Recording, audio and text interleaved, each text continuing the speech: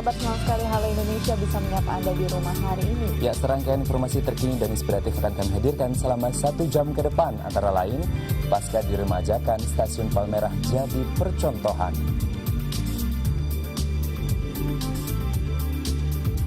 Ada pula ex-anggota Gavatar yang mendapat pembinaan dari Kementerian Sosial. Ya, selain itu hari ini Halo Indonesia juga akan membahas tentang nasib para ex-Gavatar, selengkapnya dalam segmen Bincang.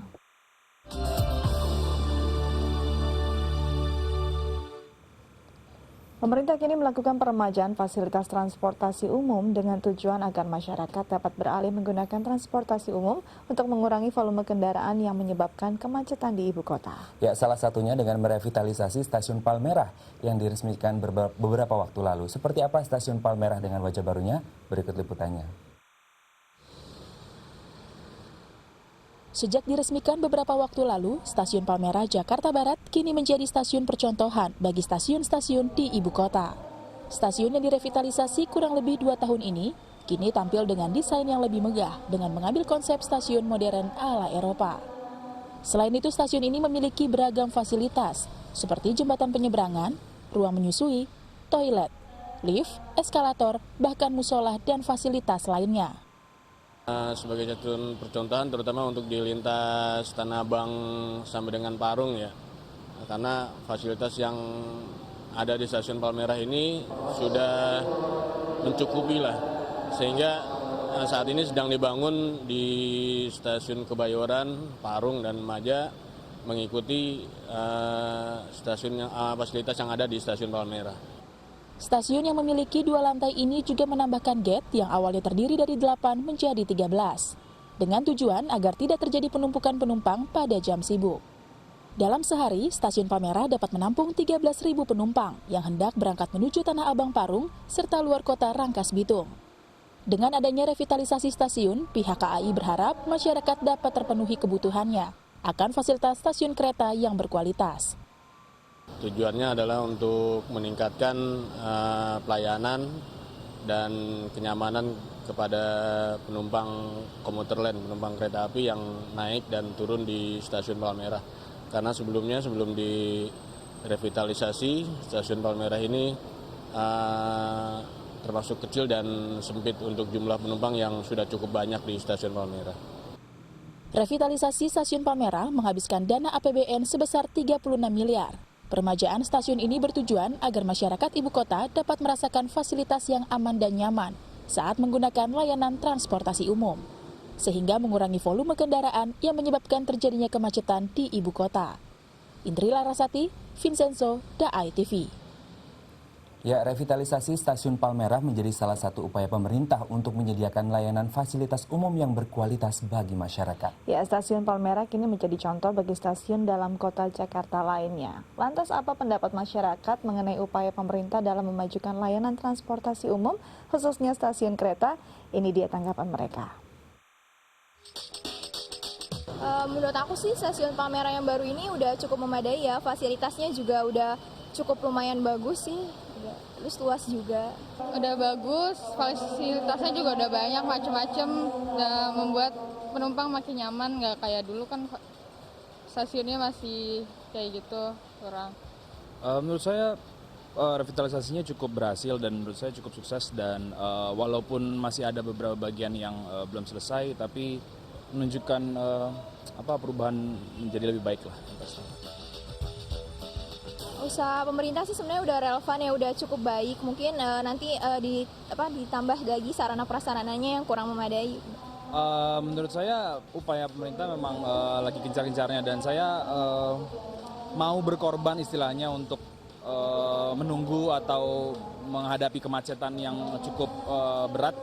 Tapi dalam dalam harapan bahwa nantinya akan lebih baik lagi. Jadi masyarakat Jakarta juga bisa lebih memanfaatkan transportasi umum karena itu lebih menghemat biaya dan meringankan kemacetan Jakarta. Jadi menurut saya mendukung sekali. Udah bagus banget ya, udah makin berkembang, maju. Harapan aku sih semoga tetap dijaga kebersihannya, terus juga lebih baik lagi, terus juga mungkin fasilitas-fasilitas yang kurang ditambah kayak bangku untuk penumpang kayak gitu-gitu. Ya mungkin saya berharap mungkin ada lebih tempat duduk untuk menunggu ya. Itu satu. Terus dua ya lebih cepat jadi aja karena bagian sana kan juga cukup lebih ke segi estetiknya sih. Jadi agak berantakan gitu kelihatan. Tapi nggak masalah. Saya rela menunggu. Yang pasti kalau menurut saya cuma itu aja, tempat duduk sama mungkin toilet di lantai di ini platform kalau bisa sih. Itu kursi tempat duduk penumpang kayak misal buat nunggu keretanya kan agak lama mungkin. Jadi mungkin diperbanyak aja. Kita beralih ke informasi lain. Nama Indonesia kembali harum di kancah dunia. Akhir tahun 2015 lalu, salah satu guru besar Institut Pertanian Bogor, Hidayat Pawitan, mendapat penghargaan dari UNESCO. Apa dedikasinya yang diapresiasi oleh dunia? Berikut liputannya. UNESCO memberikan penghargaan International Hydrological Program kepada salah seorang guru besar Institut Pertanian Bogor, Profesor Hidayat Pawitan, atas pengabdiannya selama 20 tahun dalam penelitian hidrologi dan kontribusinya sebagai editor katalog sungai-sungai dunia yang diterbitkan oleh UNESCO. Hidayat Pawitan telah memulai karirnya sebagai pengajar Institut Pertanian Bogor IPB sejak tahun 1976. Selama 40 tahun karirnya, ia telah menghasilkan puluhan karya ilmiah dan juga menjadi pembicara pada berbagai seminar nasional dan internasional. Dan dari kita dari Indonesia, saya yang dipilih. Karena saya memang sudah menjadi anggota National Committee IHP itu, ya boleh dibilang yang paling lama sejak tahun 96, dan juga relatif aktif dalam kegiatan-kegiatan terutama sampai sekitar 55 tahun lalu gitu ya. Kemudian juga ikut berkontribusi dalam menyiapkan Catalog of Rivers. Sampai saat ini, Hidayat Pawitan masih aktif menjadi pengajar tetap di Fakultas Matematika dan Ilmu Pengetahuan Alam IPB dan telah meluluskan lebih dari 200 mahasiswa di berbagai strata pendidikan.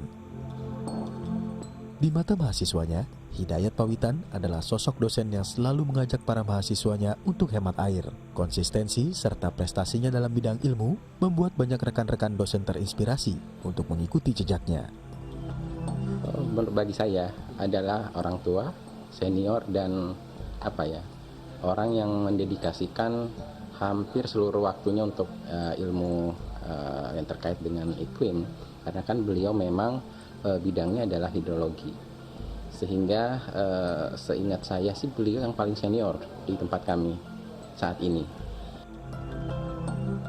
Pada acara 50 tahun program hidrologi UNESCO di Medan, Hidayat Pawitan menjadi satu-satunya warga Indonesia yang menerima penghargaan bersama 20 orang lainnya yang berasal dari negara-negara Asia Pasifik seperti Jepang, Korea Selatan, dan Tiongkok. Yeremia Tera, Topan Iskandar, DAI TV. Kualitas air di Jakarta mencapai taraf yang mengkhawatirkan. Sebanyak 13 sungai yang mengalir di Jakarta telah tercemar limbah industri ataupun rumah tangga. Ya, pakar hidrologi IPB punya cara yang efektif untuk menanggulanginya. Saat ini kondisi kualitas air sungai di Jakarta sangat mengkhawatirkan. Menurut penelitian pakar hidrologi Institut Pertanian Bogor IPB, rata-rata sampah yang dibuang ke sungai adalah 0,7 kg per orang per hari. Bila penduduk Jakarta berjumlah 10 juta orang, maka total sampah yang berpotensi dibuang ke sungai seberat 7.000 ton per hari. Sementara itu, untuk membersihkan total sampah tersebut diperlukan 2.000 meter kubik air bersih, di mana hal ini menjadi sangat sulit dijalankan sebab konsumsi air baku di Jakarta hanya sekitar 1.000 meter kubik. DKI Jakarta perlu solusi pengolahan limbah air yang hemat energi dan ramah lingkungan. Salah satunya dengan constructed wetland, kolam atau rawa buatan yang ditawarkan oleh Profesor Hidayat Pawitan. Sebagai pakar hidrologi, Hidayat mengadopsi konsep constructed wetland dari Inggris, yaitu dengan membuat kolam atau rawa buatan di tengah jalur sungai yang ditanami eceng gondok dan dimasukkan mikroorganisme, sehingga sampah nantinya akan terendap dan air bisa kembali ke sungai tanpa pencemaran. Jadi bagaimana memitigasi pencemaran? Jadi terutama pencemaran yang sudah terjadi, misalnya dari limbah kota dan sebagainya. itu kita bangun constructed wetland. Constructed wetland itu artinya air limbah itu kita lewatkan ke seperti kolam lah gitu ya. Tapi dalam kolam ini kita lengkapi dengan tumbuhan, dengan vegetasi. Sebetulnya bukan hanya vegetasi, tapi kita harapkan juga ada peran dari mikroba yang akan mengikat atau mengurai cemaran itu, sehingga setelah melewati constructed wetland, air ini menjadi lebih bersih. Negara pertama yang mengembangkan konstruksi rawa buatan ini adalah Inggris, yang dipelopori oleh David dan Paul Cooper pada tahun 1999. Hingga kini, banyak negara di Eropa yang menerapkan sistem ini untuk menanggulangi pencemaran air sungai. Selain di aliran sungai, metode ini dapat diaplikasikan di pengolahan limbah gedung bertingkat atau secara kolektif di perumahan warga. Yeremia Tera, Topan Iskandar, DAI TV. Pemirsa, sejak Jumat malam 22 Januari 2016 lalu, sebanyak 161 mantan anggota Gerakan Fajar Nusantara atau Gavatar mulai dipindahkan dari Mentawai, Kalimantan ke Panti Sosial Bina Insan Bangun Daya 2 Cipayung, Jakarta. Selama di penampungan, mereka menjalani rehabilitasi sebelum dijemput oleh keluarga atau dikembalikan ke daerah asal masing-masing oleh pemerintah DKI Jakarta. Sejak 22 Januari 2016 lalu, 161 mantan anggota Gerakan Fajar Nusantara atau Gavatar masih ditampung di Panti Sosial Bina Insan Bangun Daya 2 Cipayung, Jakarta. Dari 161, 65 diantaranya adalah anak-anak. Mereka akan menjalani rehabilitasi sebelum mereka dikembalikan ke daerah asal masing-masing.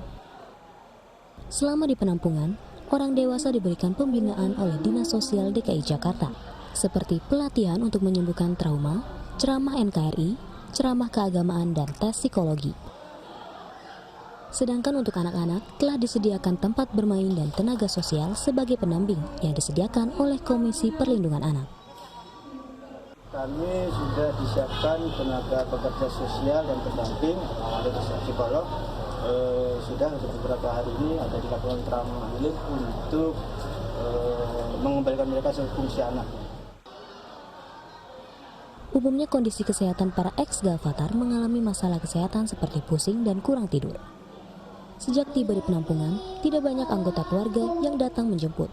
Sebagian ex-Gavatar juga tidak ingin kembali ke keluarga karena lebih memilih ke kelompoknya. Kementerian Sosial Republik Indonesia terus melakukan berbagai upaya untuk mengatasi masalah sosial ini. Dengan anggaran kurang lebih 150 miliar rupiah yang didapat dari Kementerian Sosial dan BNPB, kedepannya pemerintah tidak hanya mengembalikan ex-Gavatar tersebut ke daerah asalnya, tapi juga akan mengupayakan mereka untuk kembali hidup layak dengan diberi jaminan hidup atau modal usaha. Jadi sebetulnya kita persamakan dengan kalau menangani pengungsi bencana. Selama mereka di Huntara, hunian sementara itu mereka ada istilahnya jaminan hidup. Jadi mereka ditanggung, gitu ya. Ditanggung, nanti tinggal, jadi kita belum bisa bicara terlalu banyak itu karena jumlahnya belum tahu, kemudian berapa besarannya, tapi yang jelas sekarang ini kita nangani dulu semuanya. Ini masa tanggap darurat, jadi masa tanggap darurat ini kita kembalikan dulu sampai kelihatan betul bahwa oke, berarti berapa kelompok ini, nah kelompok ini penyelesaiannya bagaimana, itu kita sudah ada konsep-konsep. Lydia Agustin, Leandro Ando, DAI TV. Selanjutnya kita akan membahas tentang nasib para ex-Gavatar. Namun setelah jeda berikut tetap bersama kami di Halo Indonesia.